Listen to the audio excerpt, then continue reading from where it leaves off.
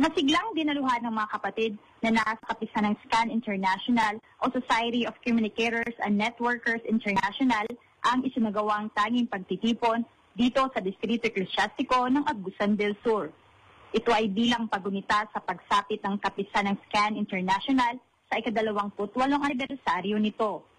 Ang nasabing aktibidad ay isinagawa dito sa gusaling sambahan ng lokal ng San Francisco na pinangasiwaan ni kapatid na Joel Pistacio ang tagapangasiwa ng distrito. Labis ang kagalakan ng mga dumalo sa isinagawang tanging pagtitipon dahil sa biyayang espiritual na kanilang tinanggap na lalo pang nagbigay sa kanila ng inspirasyon upang patuloy na makatulong sa tagapamahalang pangkalahatan ng Iglesia ni Cristo ang kapatid na Eduardo V. Manalo sa pagmamalasakit sa mga kapatid, lalo na sa panahon ng mga kalamidad at sakuna.